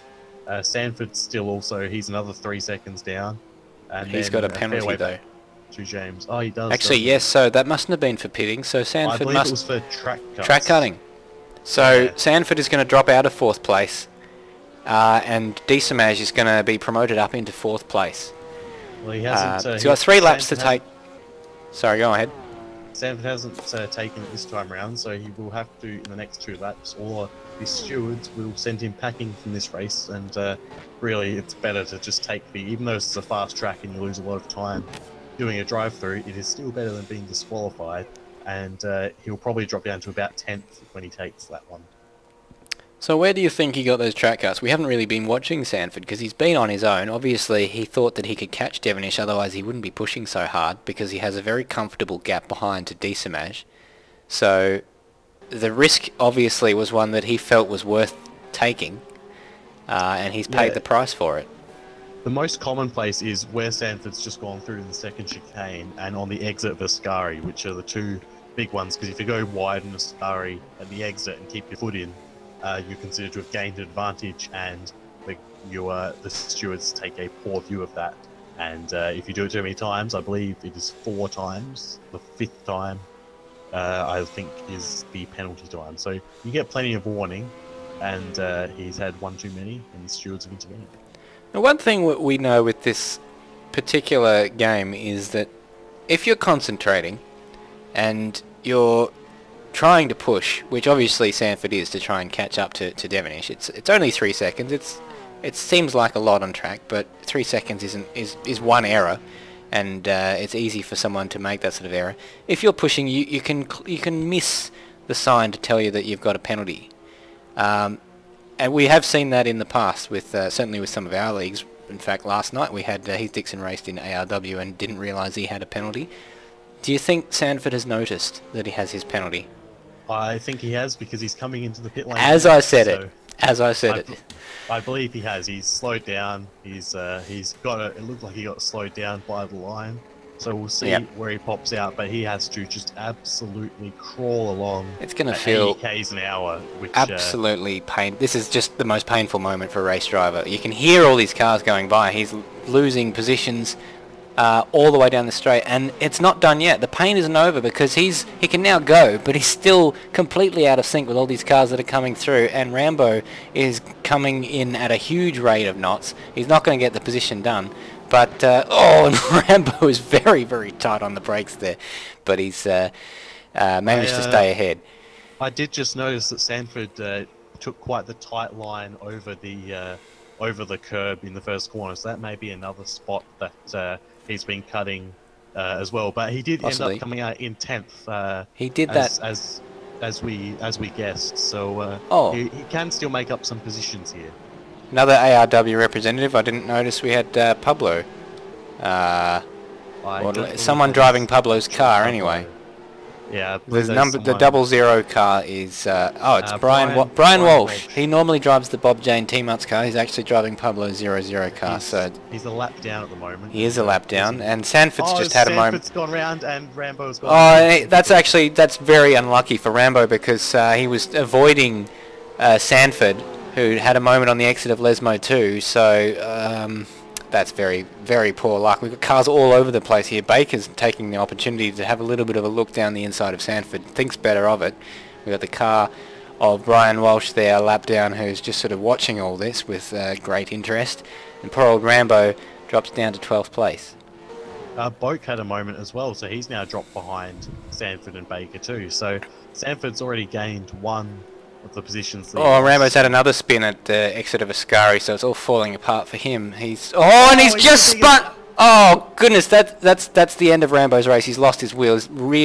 His rear right tyre is gone, and that was something that Rambo needs to work on, is his rejoins, because he came out right in front of Matt Williams there. I think that was Matt Williams, and Matt Williams had nowhere to go. Huge amount of speed you carry into Ascari, and there was just nothing that Williams could do. So that's a very, very big crash. Yes, it's unfortunate for both of them, because Rambo was doing quite well apart from those spins. And Matt Williams is off at Parabolica. He's got very bad damage sustained from that accident. Obviously not as bad as Williams. He still has all 4 tyres, but his suspension is very, very badly damaged indeed. He'll struggle to even get turned to get into the pit lane at this point. He's taking it very carefully on the outside of Parabolic and not getting in anyone's way. So he'll be heading into the pits. Hopefully he can repair that damage, but he's got to get across. He's found an opening and into the pits, but he's 19th currently, and that's last place. You'd think it'd be at least a minute to repair that. Yeah, it's he's as just you said, in last place. And you can see the front or the left just sort of lock up and dip as he brakes for the as he breaks for his pit box there. So, well, that's very unfortunate. We don't like to see those sorts of incidents. We don't. Back up at the pointy end of the field, James is being hounded by Johnny, who started back down in 14th position. He's been gaining and gaining these positions, has been helped by a couple of people in front of him crashing and or getting penalties, but he's got a much better run off the Parabolica. He's alongside James. It'll be interesting to see gradually who wins this drag race down to the first corner. And James has been... James... bit of door-to-door action. Yeah, James gives a little sideways motion just to let him know he's there. It'll be a battle of the braking. Who can brake latest? James broke much later. Very strong. Quite well. Very strong under brakes there, yeah. James there. And he maintains the position for now, but Johnny is looking pretty hot for that fourth place. So, interestingly enough, James is actually quite strong under brakes. It's where when he accelerates, he loves an oversteery car. So he gets on the throttle and he loses the back end and he's forever fighting the wheel. And as I've said that, I've given him the commentator's curse and he's gone off at the chicane. You've mentioned how good he is on the brakes and he hasn't made the braking for the chicane. No, not on that occasion. But he's kept the position and that's one of those, he may well get a corner cut for that. I don't know how many he has in hand. Johnny's actually under pressure from Schultz. He did gain a bit of time there. But Johnny's taken that second Lesmo much better than James did. Yeah, I think he's James carrying more speed. James likes to just stamp on the throttle and deal with it using the steering wheel. But unfortunately, in these cars, there's an invoice to pay. He's got the inside line for a Ascari chicane, but he doesn't have the correct line. This is what Johnny had, and Johnny sort of just pulls out in front of him. Drove around the outside. But, they're all having moments out of the chicane there. Ascari, Johnny absolutely sideways. A tank slapper is the term that we use in racing for that. It's become a four-way battle for fourth, and positions are changing back and forth. Britain has just overtaken Schultz out of Ascari into Parabolica. But Johnny will be hoping to just put his nose down and try for a podium. But unfortunately, that podium place is at the other end of this first straight, with Devonish going through the first chicane. D-Smash doesn't look like he has the pace to stick with Johnny. Johnny may well just extend that lead. Still a good position in 15th there. In 5th there. But Johnny, it has to be said, 4th place is a very good result. If he can stretch away from this fight behind him and find himself a bit of space for a comfortable 4th place. They've all got to think about the tyres though, because D-Smash, obviously, the way he drives isn't kind to the tyres. And this last couple of laps, can you believe it's the second last lap already? It's going to be one of those times where you're at risk of cooking those tyres. Indeed, I'd just like to point out that while we've been complimenting Johnny on going up 10 positions, Nathan Britton started down in 23rd position and has made it up to 6th. And James has just gone off at Lesmo, and that's going to allow... and Steve Sanford's got another drive-through penalty. As I'm saying that, we've got almost 3 wide, and they've settled back into a single file line there. But Britton has made his way up into 5th place, and James has got his work cut out, hanging on to 6th place. But Lee Sanford has another penalty, presumably for corner cutting again. They're all bunched up coming into Ascari. Is anyone going to try and make a move? They take tighter lines, and it'll be interesting to see who gets the better run out of Ascari. Britton's done quite well. Although they're also tight. D-Smash has done well to hang on to that. He was on the inside into Ascari. It was difficult to tell. That was also close whether he was trying to overtake Britain or whether he's trying to defend from Schultz, because he's the meat in this sandwich that is going to be very uncomfortable with 1 lap to go, and he's just losing position after position with those tyres. I think they might be overheating at this stage in the race, given how badly he's treating them right now. Indeed, it's although saying that, Britain is still going quite defensive for someone he's gone way off the line there. Yeah.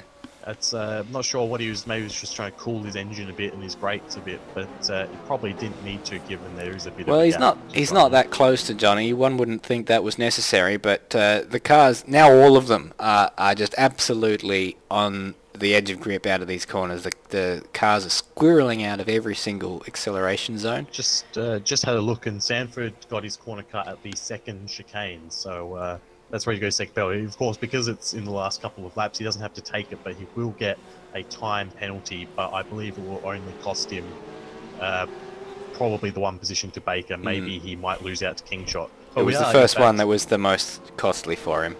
Indeed, we are in fact on the last lap of the race, and Luke Wedding is coming out of the discouraged gain. He's had a bit. It's been a bit anonymous for the front three because they sort of strung out a bit. But yeah, Wedding is only got one corner to go, and he will be the victor of this race by a significant margin, especially compared He to stretched it out. race. Snow must have had some issues, whether he backed off or not, we don't know. But Lewis Wedding is going to complete the double, get maximum points from round 4 of the AMS Oz Super Series, and what a terrific victory. He's kept his nose clean and really had the pace, and the combination of both of those things has meant that he has had a flawless night, and really probably the only one that we can say categorically has not made a mistake tonight.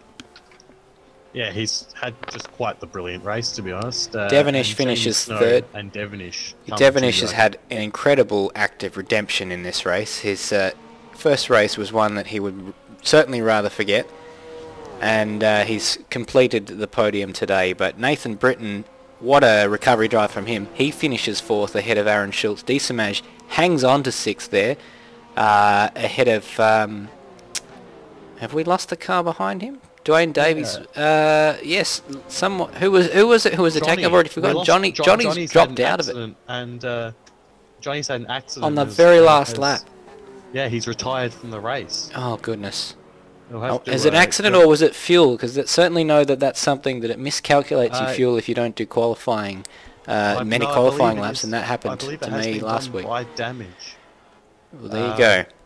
Yeah, he has ended up in the wall. I believe at he's in 4th coming into Lesmo 1 and just grabs a bit too much curb and it fires him straight off into the wall. So that's very unfortunate for. So he had that quite comfortably in hand before that happened, and that means Schultz did end up. I thought Desamage had held on to 6th. He actually did drop down into 7th because Schultz did get ahead of him. But because of the aforementioned accident for Johnny, that means that he did gain that position back up to 6th. But, what an incredible race. Once more, we get these amazing first laps that leave us sort of scratching our heads for the best part of the next 2 or 3 laps. And then we've got to figure out who is still in the race, who's still in contention. And that sort of thing happens. Yeah, it's very difficult to call with all the action going back and forth. But in the end, it's Wedding coming out the comprehensive victor this week. From Snow and Devonish. Wedding and Snow really the big stories of this week's racing. Both kept their races relatively clean and did quite a good job to take away quite a lot of points. It's unfortunate for some of the others, what might have been for people like Hobson and Taro, who qualified extremely well and had accidents. Heath Dixon, who came in and qualified well on no practice, and his own mistake sort of cost him. But yeah, it was actually we lost 7 people this race. We plus did. Another couple who lost it in the last place, especially Johnny. Quite unfortunate for Johnny, given that he did such a good job. He qualified 14th, made his way all the way up to 4th, and then that crash on the last lap. He only had half a lap to go, and he's dropped back to 14th is where he ended up finishing. So he was obviously pushing quite hard, even though it seemed like he probably had that position done. We're seeing quite a lot of chat going on on the right hand side of your screen there. Matt Williams very unhappy with Rambo for rejoining right in front of him, and as much as we all love Rambo, we can certainly sympathise with Matt Williams there. But 13 finishes, 7 retirements, actually more than 7 retirements. Because I've scrolled down to 20. Classified. There's 25. Yes, or classified. Yes, 14th and down. Johnny finished while Johnny crashed out. He finished ahead of course, those people because they were a lap down. But it was for me, my driver of the day for Lewis this race, Wedding, I have to say, for me. I'm going to say Nathan Britton, because he managed to go from 23rd to 4th, and a lot of that was passes on track that we didn't see because we were looking at the battles further up. But he did quite a good job. He was battling through the field and avoided all the carnage. And at least for this particular race, he's my driver of the day. But yeah, it's hard to look past Wedding as the flawless. For my hero for my 0 to hero, which isn't something I'd award every week, I'd put Will Devenish, because he has certainly redeemed himself from what was a disastrous first race for his podium in third place, for that second race. But we've actually been joined once again by Brock Harvey, who's been nice enough after what has been a forgettable evening for him. He's joined us once more in the commentary box for another interview. Brock Harvey, you can't catch a break. What happened today? Yeah, that was a rough night. We got start in that race. I blew what was probably going to be a pole lap on my last lap in qualifying, so I started 11th and got a good start. I was probably into 8th, I'd say, going into turn 1, and I just got a little bit of a side bump that put me in the dirt, let everyone go by, and then got to the second death chicane, and there was cars everywhere. So I thought I'd straight line the chicane and just wear the track cut, rather than try and make it through what was looking like a smoky car park, and then somebody just come flying out where I was driving through, and we made nose contact. That pretty much broke the steering, and I tried to limp home. Then I have a massive problem with my pit speed limiter at the moment, because it's the second race in a row I've hit the You're not the only one. for my limiter, and second race pit lane speeding penalty, and then it was just limp around again and get a point. I think we got 1 point out of that, so that's handy. You never know what will happen at the end of the season. So well, these races tend to be rather attritional, so if you can hang in there, there are points to be gained. Yeah, well, I noticed Hobbo had his first DNF in the Porsche Cup Series. So it was well, I don't know if you caught what was going on there. We missed the accident with Greg Turra, but it looks like it was quite disastrous for both of them. But he already had a penalty from a jump start before that. Oh, there you go. So he's starting to shirk at the competition coming at his way. Well, yeah, he obviously had the pace. He qualified well up on Greg Turra. He was 6, 7 tenths ahead. So we were fearing that it might be a dominant Brenton Harvey race with no one to challenge him, but obviously it ended up being very different from what we predicted after the qualifying session. Sounds like it was a pretty decent race up front with Lewis and Snowy. So. Yes, absolutely, and lots of good midfield action as well. We obviously, we did have Rambo with us a moment ago, but it looks like he's left us. He had a bit of an issue late in the race with Matt Williams, so unfortunately... We do have Nether here to give us some special comments. He's been watching the race and he's been observing, and we've got... how you going, Nether? What have you got for us?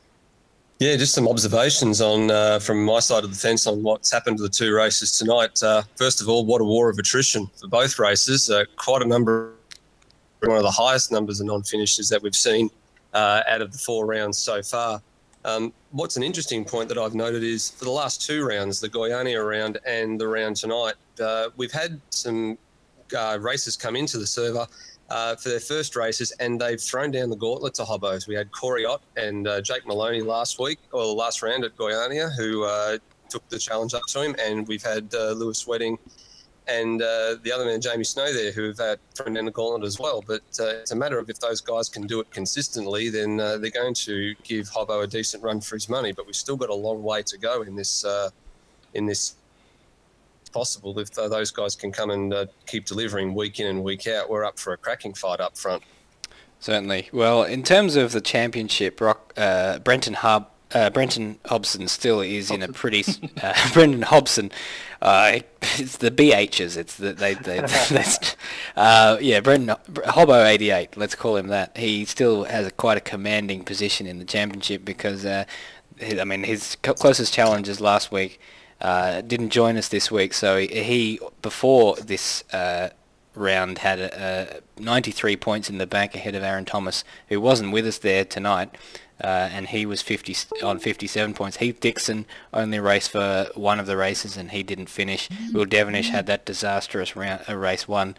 He picked up quite a few points for third in the second race, but apart from that, in fifth place, well, Brock Harvey, you obviously didn't have the night that you would have liked to have. Matt Williams had issues crashing with Rambo, and Johnny obviously had his DNF after getting himself up into a nice position before the disastrous incident on the last lap.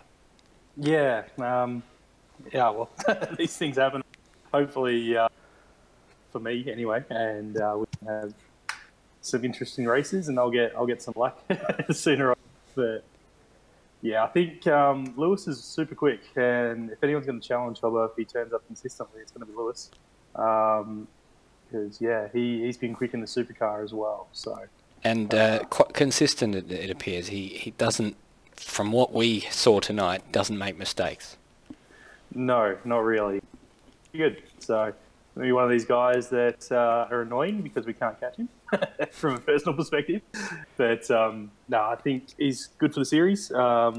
Good for the rankings that will come in soon. And, that's it. We haven't had a chance to talk about those, but moving forward, we are moving to a sort of a Pro A, Pro B, Pro Am type ranking system, so that these iRacing guys who come in and who are effectively aliens, they do these times where you just sort of your jaw drops to the ground and you think, how on earth is that possible? They will have their own class, and the rest of us mere mortals. Or I say us, I'm not actually racing in this series apart from round 3, which was a bit of a sighter.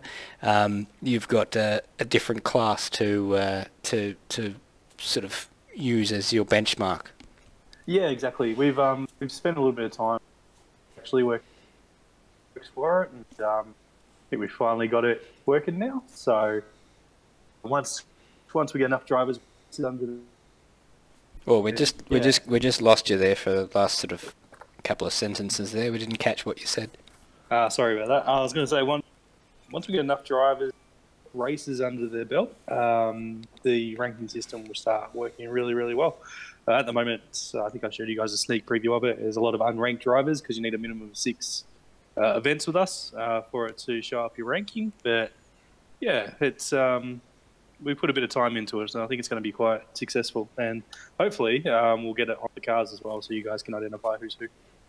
Oh, that'd be good, because we had a few double-ups tonight, which made it a bit confusing from time to time.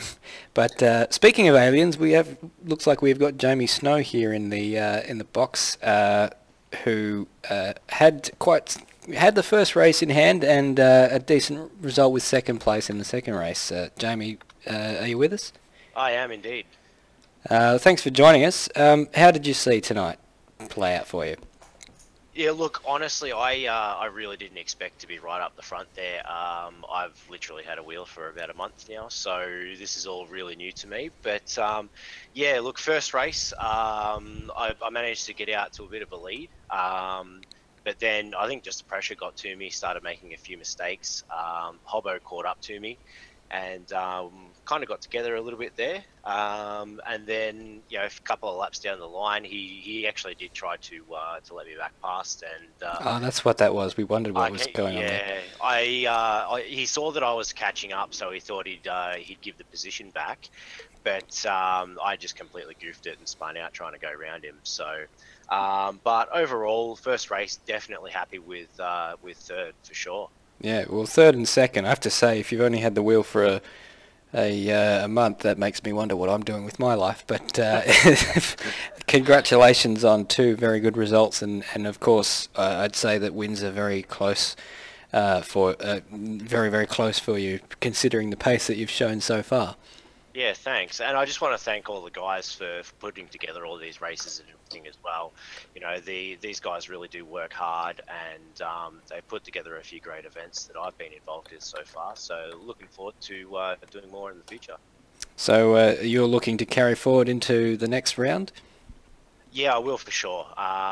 Definitely will be basically in all of the series that I can make it to now. So the GT3s are definitely something that I'll be doing a lot of, and obviously these Porsches as well. Sounds good. Well, look out anyone who's in that GT3 series, because Jamie Snow is coming. Thank you very much for joining us there. We've also got Rambo in the interview box, in the commentary box. Rambo, the first race went pretty well for you, but the second race wasn't so good.